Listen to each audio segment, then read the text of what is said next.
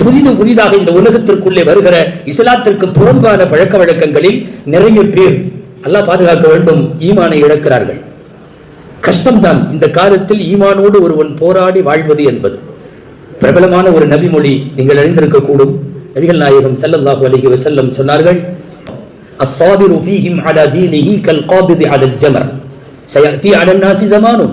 பின்னொரு காலம் வரும், அஸ்ஸாபிரு ஃபீஹிம் அலா தீனிஹி, மார்க்கத்தின் மீது சரியாக நடக்க வேண்டும் என்று பொறுமை காப்பவன் கல் காபிதி ஃபீ யதிஹி அலல் ஜமர், கையிலே நெருப்பை வைத்திருப்பதற்கு சமம்.